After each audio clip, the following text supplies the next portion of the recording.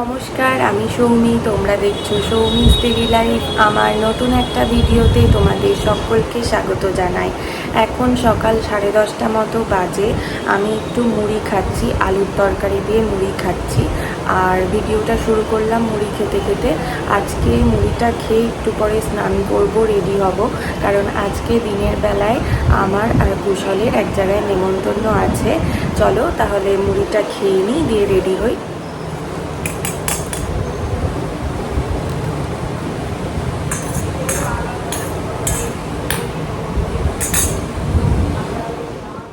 মুড়ি খাওয়ার পরে একটু ফল খেলাম, আম খেলাম, দিয়ে আমি স্নান করে চলে এসেছি। আর স্নান করে আসার পরেই চোখে কিছু একটা পড়েছে। যেদিনই বাইরে যাওয়ার থাকে বা একটু কাজল টাজল পরার থাকে, সেদিনই আমার চোখে কিছু না কিছু পড়বে। একটা চোখের পাতা ভেতরে চলে গেছিলো। আমি এখন পুজোটা সেরে নিচ্ছি।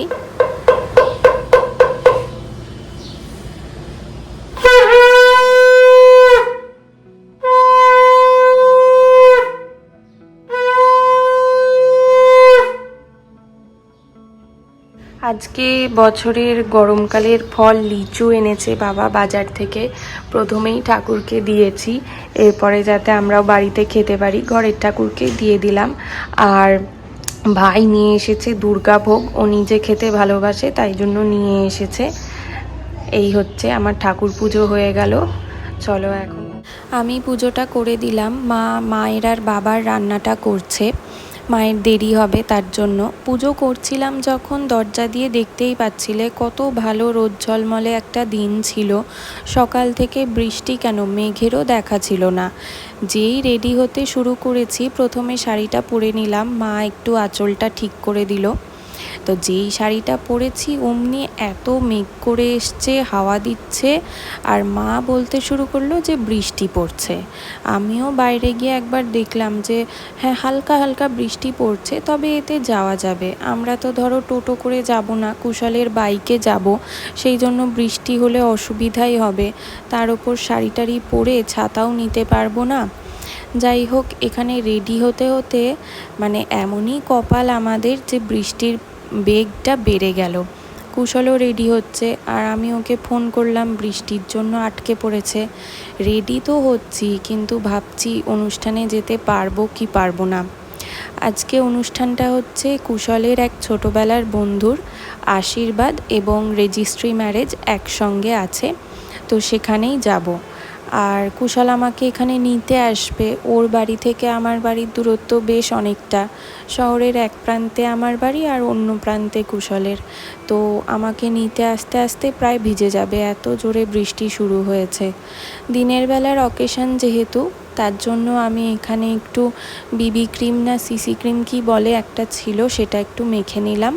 আর মুখটা একটু চ্যাটচ্যাট করছিল, তার জন্য একটু পাউডার মাখবো। প্রথমে একটা ব্রাশ দিয়ে পাউডারটা মাখতে শুরু করেছিলাম, কিন্তু ভালো পারছিলাম না। আসলে অভ্যেস নেই আমার এত কিছু মাখার বা মেকআপ প্রপার করার অভ্যেস নেই, তো তাই একটা রুমাল দিয়ে মুখের মধ্যে একটু থুপে নিলাম পাউডারটা। আজকে আমি যে শাড়িটা পরেছি, সেই শাড়িটা আমার মায়ের, অনেক দিন আগেরই কেনা। ভেবেছিলাম অন্য আরেকটা শাড়ি পরবো, কুশলের পাঞ্জাবির সঙ্গে ম্যাচিং করে, কালারটা ম্যাচিং করে একটা শাড়ি পরবো, কিন্তু ভাবলাম আবার দিনের বেলার অনুষ্ঠান, একটু হালকা ছিমছামের ওপরেই শাড়িটা পরা যাক। আর আমি যে জুয়েলারিটা পরেছি, গলারটা আর কানেরটা, বহু বছর আগে একটা নতুন বুটিক ওপেন হয়েছিল বহরমপুরে প্রথম, সেখান থেকে কিনেছিলাম। এখন তার অ্যাড্রেসও ভুলে গেছি, নাম ঠিকানাও সব ভুলে গেছি। যাই হোক, এতদিন পরে মানে কোথাও এই হারটা আর কানেরটা পরে আমি যাচ্ছি। এতদিন সাজিয়ে গুছিয়ে যত্ন করে তুলে রাখাই ছিল। হালকা করে চোখে একটু লাইনার লাগাচ্ছি। লাইনার লাগাতে পারি, তবে সেই আয়নার ভেতর ঢুকে গিয়ে লাইনার পরতে হয়, দূর থেকে পারি না। আর ক্যামেরার সামনে তো বাবারে অভ্যেসই নেই আমার। আর হাতে যে 3টে চুড়ি পরলাম, এই চুড়িগুলো আমার নিজের জমানো টাকা দিয়ে। নিজের জমানো টাকা বলতে ওই ছোটোবেলাতে জন্মদিনে বা কোনো পুজোর সময় মামাবাড়ি গেলে সবাই যে হাতে 100-200 টাকা গুজে দিত, সেইখান থেকে জমানো টাকা দিয়ে রাজস্থান বেড়াতে গেছিলাম। তখন কিনেছিলাম। এখানে আরও একটা মোটা চুড়ি ছিল, কিন্তু সেটা ছোটোবেলায় অসাবধানতা বশত ভেঙে গেছে। সবই পুরনো দিনের জিনিস। এখনও আমার কাছে অনেক জিনিস আছে, এমন অনেক হার, কানের, হাতের চুড়ি আছে যেগুলো মানে সেই ক্লাস 7-8 পড়াকালীন আমি কিনেছি, এগুলো রয়ে গেছে। এখন কোনো অনুষ্ঠান পেলে এই জিনিসগুলো পরে যাই, ভাবি যে ভাগ্যিস কেনা ছিল, তাই এটা ওটা ঘুরিয়ে ফিরিয়ে পরতে পারি। হালকা একটু লিপস্টিক লাগালাম আর ছোট্ট একটা লাইনার দিয়ে টিপ পরে নিয়েছি। আর এখন একটু চুলটা ক্যাচার দিয়ে বেঁধে নেব, চুলটা খুলে যাওয়া আমি পছন্দ করি না। যাই হোক, বৃষ্টিটা অতিক্রম করে বেলা 3টের সময় অনুষ্ঠানে এসেছি। সব ফাঁকা, মানে সব শেষ হয়ে গেছে।